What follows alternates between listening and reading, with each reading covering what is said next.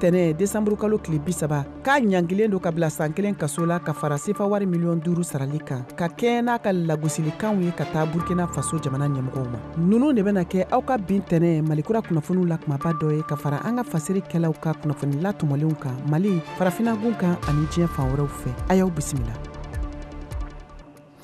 An balimaw an ka foli b'aw ye, a y'aw bisimila. Ni ye VOA Banbara kan malikura kunnafoniw kɛnɛ sigilen ye ka bɔ studio 53 kɔnɔna la Washington DC. Aw ka kunnafoniw filɛ nin ye. Ameriki jamanatigi kɔrɔ ni ale ye dunuya jɔnjɔnba prix Nobel de la paix sɔrɔ n'a bɛ wele ko Jimmy Carter fatura kunu kari Georgie, Ameriki jamana worodugu yanfan ka taa kɔrɔnfɛn fanfɛla la. A fatura ka si to san 100 la. Dunuya kɔnɔna mɔgɔ caman baw ka fara jamana ɲɛmɔgɔw ka fɔ ka se Ameriki masayaso Maison Blanche ma bɛɛ ye tasibila kɛrɛnkɛrɛnnen kɛ ka taa Jimmy Carter ma. Ka kɛɲɛ ni Ameriki jamanatigi kɔrɔ Carter ale ka fatuli ye min kɛra George kaw fɛ kunu kari. VOA ka so kɔnɔ yan George Atino ka lasili la kumabaw bɛna tali kɛ o de kan. George Inola.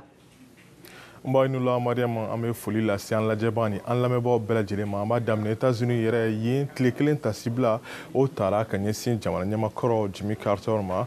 Joe Biden États-Unis jamana ɲɛma ale ye tasibila kɛ k'a fɔ ko nin ye Ameriki ani diɲɛ yiriba dɔ de binnen ye. Donald Trump ale yɛrɛ mun kan k'i fanga ta la tɛmɛ ale fana ye tasibila kɛ k'a fɔ ko Carter ye seko ani a damayira bɛɛ lajɛlen kɛ waasa ka se ka Ameriki jamanadenw olu ka hadamadenya dilanko ɲuman. États-Unis ɲɛma kɔrɔw i n'a fɔ Bill Clinton, George Bush ani Barack Obama olu fana bɛɛ lajɛlen tasibila kɛ ka ɲɛsin Jimmy Carter ka baarakɛlaw ma k'olu lakodɔn ani k'olu lafasa. États-Unis fana kɔ kan farafina Kenya jamana ɲɛma William Ruto ale fana a lase a ka bɔlɔlɔ foroba kuma kan k'a fɔ ko Jimmy Carter k'ale tun ye ɲɛmaba de ye mun ye baara kɛ jamanadenw ye. Faransi ɲɛma Emmanuel Macron ale fana y'o kuma kelen sɔn jira bɔlɔlɔ foroba kuma kan fo ka taa se Pape François chrétien dinɛ ɲɛmaba ani jɛkuluba dɔw i n'a fɔ ONU ani diɲɛ kɛnɛyako tɔnba OMS olu fana ɲɛmaw bɛɛ lajɛlen olu ye tasibila kɛ ka ɲɛsin États-Unis jamana ɲɛmakɔrɔ Jimmy Carter ale mun fatura ka si to san 100 la Mariam. George Atino an ka foli b'i ye dantɛ foli min na ka tɛmɛ ni Ameriki jamanatigi kɔrɔ Jimmy Carter ka nin fatuli ye. An ye wele bila maliden ma min sigilen don Philadelphie kaw fɛ Mamadu Ben Jabate ale ye san caman kɛ Ameriki jamana kɔnɔ yan a bɛna ka na an ka ɲininkaliw jaabi. Monsieur Jabate i n'u la. Nba n'u la Mariam. Awa i bisimila an ka kumaso kɔnɔ. Ameriki jamanatigi kɔrɔ Jimmy Carter ka fatuli min kɛra kunu kari ka si to san 100 la. Awa e ye maliden min sigilen don Philadelphie e bɛ mun dɔn Jimmy Carter kan bawo aw mɛnna jamana in kɔnɔ. Mariam an bɛ tasibila kɛ Jimmy Carter ye. An bɛ dugawu k'a ye Ala k'a dayɔrɔ sumaya. A y'an ko kiti min na Ala k'o nɔgɔya an n'a bɛ taa jɛ min na Ala k'o nɔgɔya. Mariam Jimmy Carter tun ye mɔgɔba ye. Hakili b'a la a kɛlen ka fanga bila. Ale yɛrɛ ka président a ka président kɔnɔ a ma min kɛ kelen ka fanga bila a y'o baara de kɛ mais a ka président yɛrɛ kɔnɔna la a ye baara belebele min kɛ ni mɔgɔ bɛɛ hakili tor'o la o ye Israël ni Égypte ka kɛlɛ banni ye kabali o kɛlɛ ban don min na fo bi kɛlɛ ma segin kura ye n'u b'a fɔ ma ko accord de Camp David ale de sera ka kɛ sababu ye k'o kɛlɛ ban. Mɔgɔ kun don mɔgɔ min kun hakili bɛ kosɛbɛ hadamadenya hakɛw la a ka baara fanba bɛ bolila hadamadenya hakɛw de kan kosɛbɛ. Ayiwa e yɛrɛ fɛ Jimmy Carter a ye gɛlɛya jumɛnw sɔrɔ a ka jamana mara la tuma min na a tun bɛ fanga kunna. Bon a ka gɛlɛya belebele kɛra Iran problème de ye.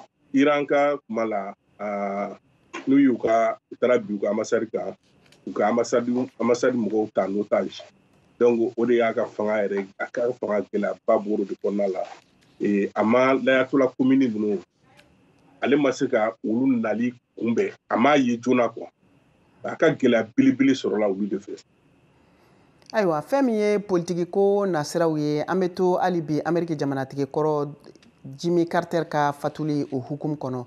Jimmy Carter yɛrɛ tun ye jɔn ye walasa an ka se ka dɔ ɲɛdɔn o la VOA ka lasilikɛla Kan Farabo ale ye kunnafoni minnu fara ɲɔgɔn kan o bayɛlɛmana Nama Jara fɛ VOA Banbara tɔgɔ la. I, Jimmy Carter, do solemnly swear. Jimmy Carter ka kalikandi don janvier kalo tile mugan san 1977 la a ye layidu ta États-Unis jamanadenw ye k'a ka marabaga jɛkulu bɛ ɲa i n'a fɔ jamanadenw. There can be no nobler baara si tɛ se ka kɛ Ameriki fasodenw ye min ka bon kosɛbɛ ka tɛmɛ i ka daminɛ kura baaraw la ka kɛ tilennenya ani bɛn kɔnɔ. a just and peaceful world. Jimmy Carter n'a ye sarati kelen kɛ États-Unis ɲɛmaya la o kɔfɛ a taara ni a ka dɛmɛ baaraw ye fasodenw ye. Wa jɔnjɔn min tɔgɔ prix Nobel de la paix a y'o sɔrɔ a ka baarada de kosɔn n'a y'a sigi sen kan n'a tɔgɔ Centre Carter. A ko baarada in bɛ hɛrɛ ani bɛn natili de kama diɲɛ kɔnɔ ani ka mɔgɔw jigiw tugu minnu bɛ gɛlɛyaw kɔnɔ. Jimmy Carter bangena Plaine, Georgie mara kɔnɔ san 1924 la.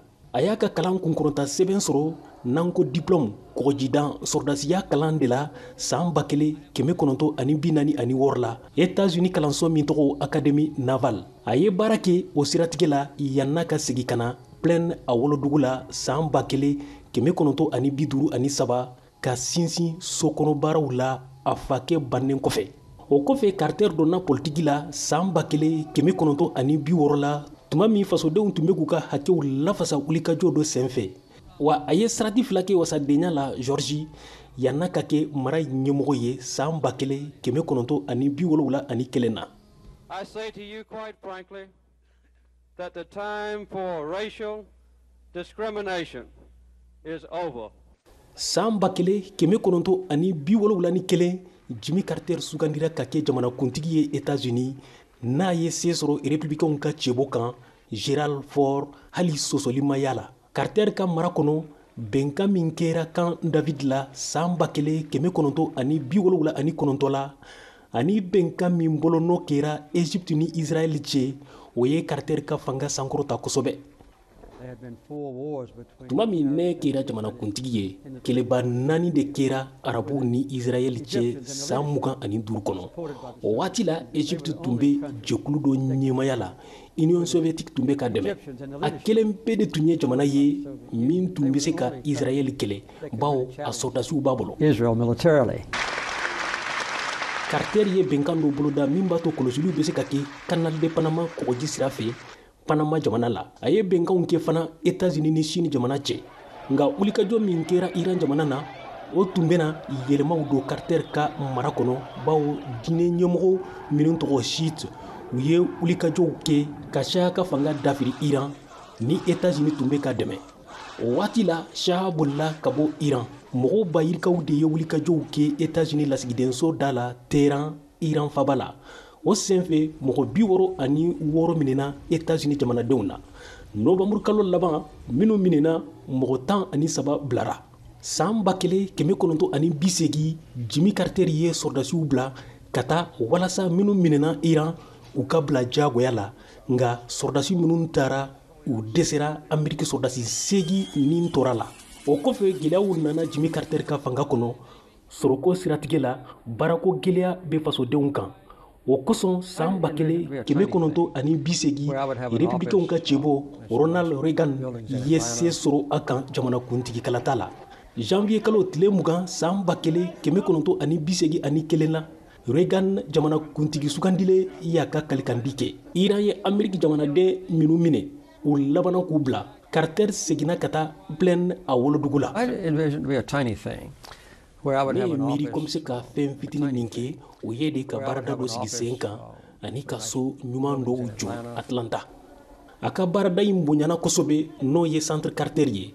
A kɛra sababu ye ka kalataw labɛn kɛ diɲɛ jamana caman kɔnɔ hɛrɛ ani bɛn kɔnɔ ka kumaɲɔgɔnyaw kɛ kɛlɛw kɔnɔ Jango Corée du Nord mugujugukɔnyaw la n'o ye arme nucléaire ye san 1994 la. Centre de Carter ye bɛn nati Uganda ani Sudan fana cɛ. Centre ye layidu ta fana k'a bɛna fɛɛrɛw sigi sen kan walasa ka kɛnɛyako sabati diɲɛ kɔnɔ jango se tɛ minnu ye. Diɲɛ tariku kɔnɔ bana min kɛlɛla ka ban npewu o ye sɔgɔsɔgɔninjɛ bana de ye ɲinaya san 30 ye. Bana min tɔgɔ ver de Guinée bɛna kɛ bana filanan ye min bɛna kɛ tariku kɔnɔ ka kɛlɛ ka ban pewu diɲɛ kɔnɔ. Carter ka dɛmɛ kosɔn ka ɲasi halamadenw ma o y'a to a taara Oslo Norvège jamana na san 2002 la ni prix Nobel jɔnjɔn dira ma yen. Ne ye prix Nobel jɔnjɔn sɔrɔ Centre Carter ka baaraw de kosɔn. Sisan n wasara bawo n bɛna tiɲɛ to min bɛ hɛrɛ ani halamadenw hakɛw sinsin.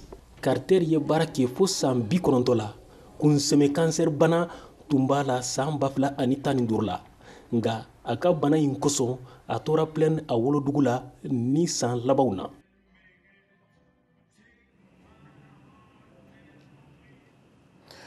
Ka tɛmɛ ni an ka kunnafoniw ye hali bi Ameriki jamanatigɛ kɔrɔ Jimmy Carter ka fatuli kan an tun y'a fɔ aw ye cogo min na ani k'a lase aw ma Mamadu Ben Jabate ale b'an bolo hali bi an bɛna ɲininkali tɔw tɛnkun la.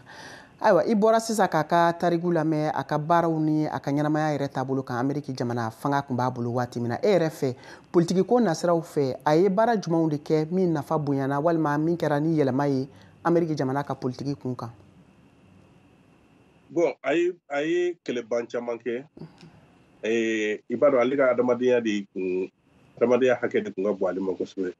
Donc n'i y'a jateminɛ n'i ye kuma ninnu bɛɛ lamɛn sisan a ye kɛlɛban ale ka fɛnw caman kɛra kɛlɛbanw de kan ka se ka kɛlɛw ban Ameriki ni mɔgɔw ni ɲɔgɔn cɛ diɲɛ fantan naani bɛɛ kɔnɔna la.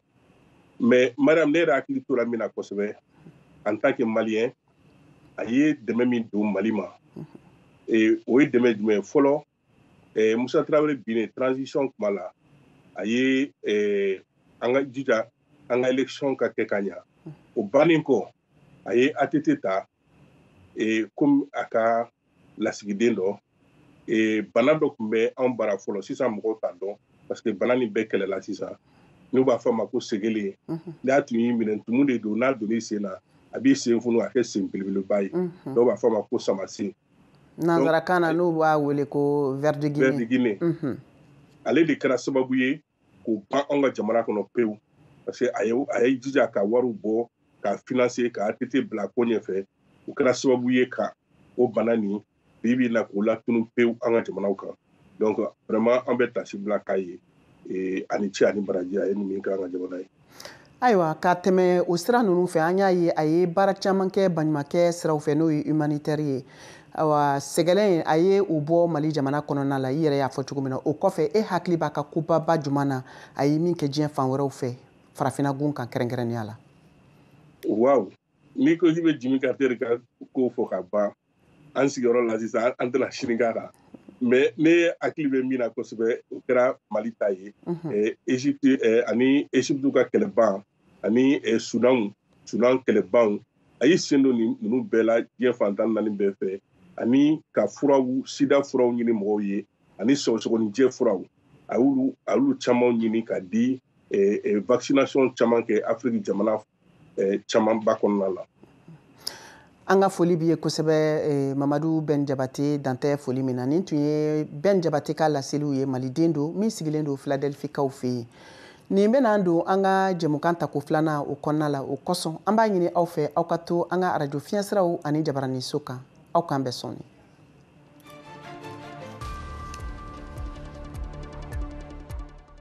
K'i abonné VOA Bambara WhatsApp la walasa kunnafoni fosi kana fɔ i kɔ o ka nɔgɔn kojugu.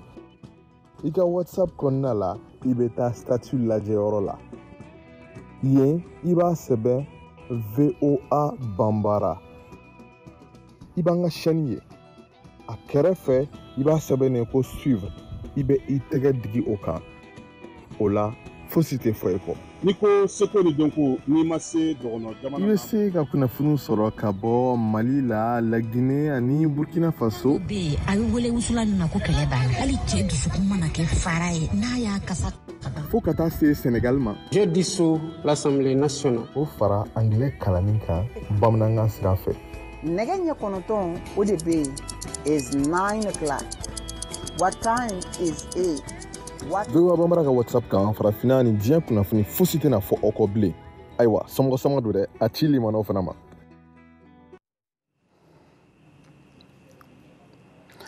An balimaw an ka foli b'aw ye a y'aw bisimila hali bi aw bɛ ka VOA Banbara ka Malikura kunnafoniw lamɛn an bɛ taa ni kunnafoniw ye Mali jamana kɔnɔna la.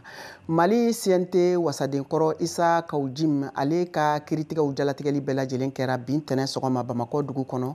A yirala kunnafoniw kɔnɔ k'a fɔ ko a bilala san 2 kaso la sefa wari $1,000,000 o amande binna kan an tun y'a lase aw ma cogo min na. $5,000,000 tɛ $1,000,000 o de amande binna kan walasa a ka se k'o sara min kunnafoniw bɛɛ lajɛlen latɛmɛna bi ntɛnɛn Bamakɔ dugu kɔnɔ. VOA ka lasilikɛla Mariam Kuyate ka bɔ Bamakɔ ye kunnafoni minnu sɔrɔ u koɲɛ kan ale bɛ o lase an ma.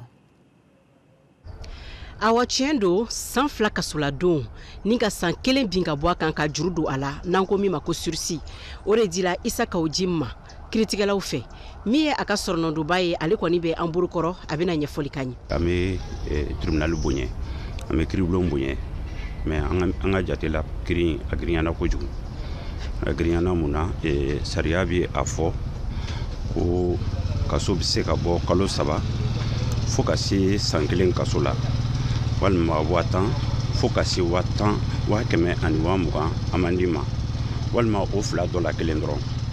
Donc an tun b'a jigiya k'a fɔ sariya tun bɛ se k'a fɔ Kawujim i nɔ yera la an b'i condamné 10,000 na an b'i condamné 50,000 la an b'i condamné 100,000 la an b'i condamné 120,020 na mais a y'a fɔ ko san 1 kaso o ye fɛn bɛɛ la giriman de ni ma fili fewu président yɛrɛ ta farinyana ni procureur ka laɲini ye parce que procureur ye san 1 de ɲini président ye san 2 di. Ayiwa kiiritigɛlaw ka jaabi tɛmɛlen kɔ yala aw bɛna segin ka appel kɛ ko kura wa? O bɛ se ka kɛ cogoya bɛɛ la parce que o kibaruya ci avocat bolo o bɛ a ka client de bolo. N y'a fɔ ni nin waati tɛmɛna ne bɛ taa ni Isa bɛ kuma ni an hakili y'an bila yɔrɔ min na dans l'intérêt de la procédure inchallah ni an kan ka appel ta an b'o ta. N y'a fɔ n'o kɛra cogo min an bɛ se ka ladɔnniya la ni Ala sɔnna ma. An ka dɔn k'a fɔ Isa Kawujim ale minɛna kabini novembre kalo tɛmɛlen ka sababu kɛ k'a ye kumakan dɔw fɔ ani nɛnikan dɔw minnu bɛ dankari Burkina Faso sɔrdasi ɲɛmaaw la. Min ye Isa Kawujim ye nin waati in na kɔni a segila tuguni ka taa kaso la a nɔ na a bɛna san 1 kɛ san 1 yafakɛla ma o la n'o ye sursi ye nanzaraw b'a fɔ cogo min na. Mariam Kuyate ka laselikan don ka bɔ Bamako VOA Banbara tɔgɔ la. An bɛ to Mali jamana kɔnɔna la Mali jamana ka finitigiw ka ɲɛmɔgɔyaso état-major n'o ye état-major des forces maliennes ye laseliw kɛ juma tɛmɛlen k'a fɔ ko finitigi dɔ min bɛ jɛkulu maramafɛntigiw fɛ Mali jamana camancɛ fanfɛla la ni a ka wulikajɔ tun bɛnnen don dankariliwalew ma ni a bɛ kulu min kɔnɔ bɛ wele ko Katiba Serma o ɲɛmɔgɔ dankan filanan n'o ye Musa Hima Jalo ye k'ale fagara jɛkulu maramafɛntigiw ni Mali jamana finitigiw ka wulikajɔ larawulili baara dɔw senfɛ ka fara AES ka finitigi kulu kan u y'a yira o senfɛ k'a fɔ ko AES ka bolodi ɲɔgɔnma baara min n'o bɛ ka kɛ jamana 3 ni ɲɔgɔn cɛ n'o ye Mali Burkina Faso ani Niger ye olu ka sanfɛ pankulu de ni dankariliwale kɛ. Ka to Mali kɔnɔ hali bi jamana marabolo fɔlɔ n'o ye Kayi mara ye taamaden minnu bɛ taa sɛnɛmata siraw fɛ a yirala k'a fɔ ko Kayi marabolo dugudennin dɔ min ni o dugudenw kun kɛlen don ka ji taama sira ta ka taa Marɔku fanfɛ yɔrɔw la maliden mɔgɔ 25 olu bɛɛ lajɛlen tora ji la min kulun fudonna ni mɔgɔ 70 ɲɔgɔn bɔɲɔgɔnko ye o sɛgɛsɛgɛli baara minnu kɛra o senfɛ yirala k'a fɔ ko ni maliden kofɔlen ninnu n'o ye mɔgɔ 25 ye bɛɛ lajɛlen bɔra Kayi mara la commune min kɔnɔ o de ye Kanamakunu ye o senfɛ Georges Atino ale ye wulikajɔ sabati ka kuma tɛnkun Kanamakunu o dugutigi la ni ale bɛ na walawalali kɛ an ye a koɲɛ kan an k'o lamɛn. An ka dugu ne ni dugu min ye 2 kilo 3 kilo 5 kilo mɔgɔ 10 ani naani de bɛ tora ji la et c'était Sissoko même pas 25 ans Kanamakuru du kɔnɔdenw fana banna ye Tige Sissoko a fana tɛ tɛmɛ 20 ans kan c'est son sari il a Kayi a si ma san 30 bɔ fɔlɔ. An b'a dɔn aw yɛrɛ jijalen don kosɛbɛ waasa ka se ka a ɲɛfɔ sifinw ye ko tunga sira ka gɛlɛn bibi na nka a bɛ i n'a fɔ o ladilikan ninnu u tala ka mɛn mun de bɛ na ni o ye ani fɛɛrɛ jumɛn bɛ se ka tigɛ waasa ka se ka yɛlɛma don o ko la. Bon ne kɔni ka objectif la ne bɛ fɛn o fɛn contre la diɲɛ kɔnɔ bi o ye immigration clandestine surtout duguma sira fɛ jika sira u ma si contre n b'a contre la nka ne b'a caman na n b'a fɛ n b'a kɛlɛ mais ne b'a taga kun kelen pewu dɔrɔn de b'a la kun kelen pewu ne tɔɲɔgɔnw tagara Europe san 15 san fila u ye bâtiment jɔ 10 millions 7 millions ka bolifɛn ɲumanw san k'a du balimaw ma u fana bɛ taa kɔnkɔni kan pour que fana ka se k'o ɲɔgɔn kɛ n ka construire famille kɔnɔ nin dɔrɔn de don ani mo baara sɔrɔbaliya don quoi baara sɔrɔbaliya de ye denmisɛnninw pousser ka taa kɔnkɔni kan a vrai dire denmisɛnninw ni mun taara Europe san 1 san fila e bɛ bâtiment jɔ i bara i bɛ moto ɲumanw san k'a di balimaw ma i ni mun ye situation kelen ye olu sigilen yan foyi t'a bolo a fana bɛ wajibi de ka taa kɔnkɔni na ka taa i ta ɲɔgɔnna ɲini a caman bɛ u tɛ se voilà anw fana bibi mun b'an na anw ka petini mun b'an na fɛn tɛ se ko fɛn sortant de c'est industrie à taille niveau ba de b'a électricité la a tɔrɔ ji la wallahi nka yala minnu bɛ tunga la ka ban ni olu bɛ misaliyala Faransi ani diɲɛ fan wɛrɛw fɛ n'u bɛ bɔ aw ka dugu la ni kayikaw don ka wari cilen u ka se ka don baaradaw sira fɛ ka se ka baara cakɛdaw bila sen kan k'a di sifinw ma minnu ye kalan kɛ i n'a fɔ Sisoko ani a ɲɔgɔnna wɛrɛw minnu fatura ni kasara senfɛ n'u ye kalan kɛ u ka to u ka dugu la Kayi ye u ka se ka baara kɛ olu kana taa wa o hakilinaw tɛ se ka bila sen kan wa yala o tɛ se ka k'a fura dɔ ya immigration fɔlɔfɔlɔ la ni mɔgɔ kelen bɛ du kɔnɔ a bɛ se ka mɔgɔ 10 ka musaka ta mais bi bi in na ni min bɛ yen a bɛ occupé a yɛrɛ muso n'a denw de la an k'o tiɲɛ fɔlɔ fɔ dɛ donc mun fana bɛ yan fɔlɔ dusu bɛ kasi u bɛ taa kɔgɔji la sinon i ye mun fɔ mun bɛ yen u ka kan ka kumanba de sigi ka wari wuli fara ɲɔgɔn kan ka baara kɛ yɔrɔw dayɛlɛ yan bagan mara b'o la jardin mara b'o la baara wɛrɛw bɛ yen ne tɛ se k'o bɛɛ kɛ an ka Mali kɔnɔ yan an ka du kɔnɔ n'i ye sɛnɛ kɛ ji b'a b'an bolo yan n'i ye jardin mɔ i bɛ baara kɛ an bɛ don min na bi namasa kilo 1 bɛ taa 50 la namasa kilo 1 pewu a kilo 100 filɛ bɛ se k'o tigɛ kalo k'a feere kalo ka dafa wa 10 an bɛ sigi sɔrɔ namasa dɔrɔn na an ka bi bi in na an ka kungo dumuni b'a kɔnɔ ji bɛ i bɛ se ka bagan mara kɛ sagajigi kelen n'i y'a san n'i y'a feere donc i bɛ se ka wa 20 wa 30 sɔrɔ ni sagajigi 20 b'i bolo sisan n'i y'a feere don min t'as des millions mais pour que ka se ko musaka sɔrɔ k'a baara kɛ o de ye société jamanaw kɔnɔ quoi pour que ka se ka olu sɔrɔ ka baara k'a la hali ni b'a dɔn n'i y'a di yan musaka ko bɛ sɛgɛn o ye denmisɛnnin caman poussé ka taa kɔgɔji la. bi ntɛnɛ sɔgɔma kore woroduguyanfan n'o ye Corée du Sud ye o jamana ɲɛmɔgɔw ye sɛgɛsɛgɛli baara dɔw dayɛlɛ ka kɛɲɛ n'u ka sanfɛ pankuru ni a bɛ wele ko Boeing 737-800 olu minnu bɛ u ka jamana kɔnɔ ko ka olu sɛgɛsɛgɛ ka kɛɲɛ ni pankuru dɔ binni ye pankuru min ni o tun bɛ ka taa n'a bɛ wele ko Jesus Air ni a tun bɛ ka bɔ Thailand k'i kunda Corée du Sud kan a yirala k'a fɔ mɔgɔ 100 ani mɔgɔ 81 olu de tun bɛ nin pankuru in kɔnɔ maa min ni tora nin kasara in na sa o hakɛ o tun ye mɔgɔ 100 ni mɔgɔ 70 ani mɔgɔ 9 ye sisan an bɛna don farikolo ɲɛnajɛ kunnafoniw kɔnɔ min bɛna lase Saka Tarawele fɛ. Sirantolonta ko kun kan farafina ɲɔgɔn kun bɛ ba min tɔgɔ CHAN championnat d'Afrique des nations ko don o san wɛrɛ 2025 éliminatoire ta ko filanan laban hukumu kɔnɔ Mali ni Mauritanie ye filani bin kɛ kunu kari décembre kalo tile 19 san 2024 na Bamakɔ sima sesila kanankolo fan fila bɛ fɛ o kɛra ɲɔgɔndan jaabi ye o kɔrɔ b'a yira ko Mali tɛna ye CHAN san wɛrɛ 2025 kɛnɛ kan Mali éliminera n'i b'a dɔn ko tagali la karijan tɛmɛnen décembre kalo tile 12 Mauritaniekaw fɛ yen Mauritanie ye se sɔrɔ cilo 1 Mali kan kanankolo ɲɔgɔndan fila faralen ɲɔgɔn kan Mauritanie kuru 4 Mali kuru 1 degeli karamɔgɔ Bayiba n'a ka cɛdenw kɔni ma se ka Mauritanie ta ɲɔgɔn kɛ u yɛrɛw fɛ yan so ka sebaya ta hali n'a y'a sɔrɔ u tun ye jigisigi kumaw fɔ ɲɔgɔndan tagali kuncɛlen Mali na CHAN wɛrɛ makɔnɔ ka kɔn Mali ni Mauritanie ka ɲɔgɔndan ɲɛ kunu kari sibiri tɛmɛnen Burkina Faso y'a ka CHAN sɛbɛn sɔrɔ n'an ko a qualifiera o kɛra Côte d'Ivoire ɲɛkɔrɔ Bamakɔ stade du 26 mars la Burkina Faso ye se sɔrɔ tir au but la celu 4 Côte d'Ivoire celu 2 waati kofɔlen banna k'a sɔrɔ Burkina Faso ka celu 2 bɛ yen tagali la Côte d'Ivoire kaw fɛ yen se tun kɛra Côte d'Ivoire ta ye celu 2 kanankolo Burkina Faso juma tɛmɛnen Bamako yan halisa CHAN éliminatoire ninnu hukumu kɔnɔ Niger ni Togo ye filani bin kɛ simasesi la kanankolo fan fila bɛ fɛ o jaabi ye Niger la qualifié CHAN nata kɛnɛ kan ka da kan tagali la jamana ninnu fila ye filani bin de kɛ togokaw fɛ celu kelen fan fila bɛɛ fɛ si tuma se si la Senegal ale bɛna nin yɔrɔ ta CHAN nata kɛnɛ kan ka da kan a ye se sɔrɔ kosɛbɛ celu 3 Liberia kan kanankolo o ye éliminatoire nu tako filanan kɛnɛ de ye tagali la filɛni bin de kɛra celu kelen fan fila bɛɛ fɛ o kɔrɔ b'a yira ko Senegal qualifiera CHAN ni hakilina jiginna farafinagun sedantɔrɔntan ɲɔgɔn danba don min bɛ farafina sedantɔrɔntan sodenw kofɔ minnu bɛ ntolantan farafina championnat kɔnɔna na san wɛrɛ 2005 ta o bɛ tan jamana 3 la ɲɔgɔn fɛ Tanzanie, Uganda ani Kenya. VOA Bambara tɔgɔ la Bamakɔ. Siaka Traoré kala seli don. Ayiwa an balimaw a y'a faamu cogo min na nin bɛna don an ka bi malikura kunnafoniw kuncɛli waatiw kɔnɔna la an bɛ foli ni tanuni bila ka taa an baara ɲɔgɔn arajosow bɛɛ lajɛlen ma Mali jamana kɔnɔ Burkina Faso ani Côte d'Ivoire jamana kɔnɔna la nin tun ye Mariam Traoré ye ka bi malikura kunnafoniw lase min labɛnna Blanche Sanu fɛ VOA Bambara tɔgɔ la ka bɔ Washington aw k'an bɛn waati wɛrɛ.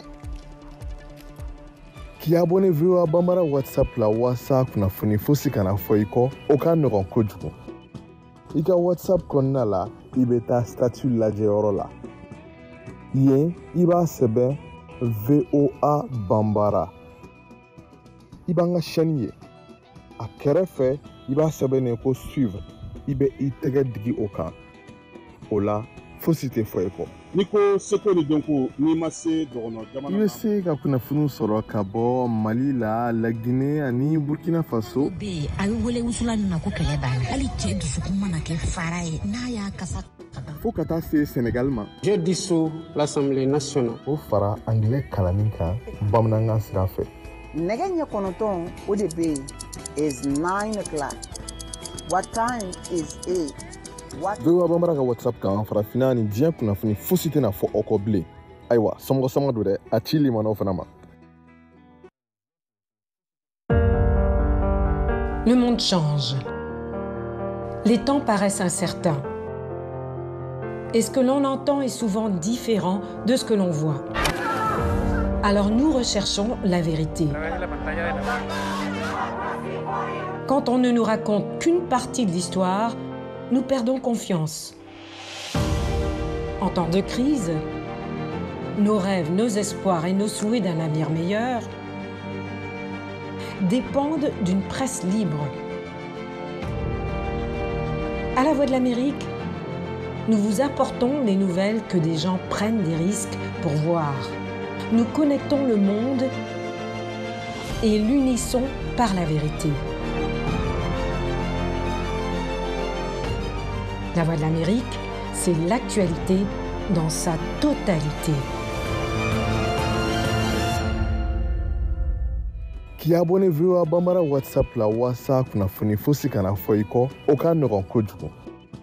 I ka WhatsApp kɔnɔna la i bɛ taa statut lajɛyɔrɔ la yen i b'a sɛbɛn VOA Bambara i b'an ka chaîne ye a kɛrɛfɛ i b'a sɛbɛnnen ko suivre i bɛ i tɛgɛ digi o kan o la fosi tɛ fɔ i kɔ. N'i ko seko ni dɔnko n'i ma se dɔgɔnɔ jamana I bɛ se ka kunnafoni sɔrɔ ka bɔ Mali la, La Guinée ani Burkina Faso. Be a bɛ wele wusula nin na ko kɛlɛ banna hali cɛ dusukun mana kɛ fara ye n'a y'a kasa fo ka taa se Sénégal ma. Je dissous l'Assemblée nationale. O fara anglais kalanni kan bamanankan sira fɛ.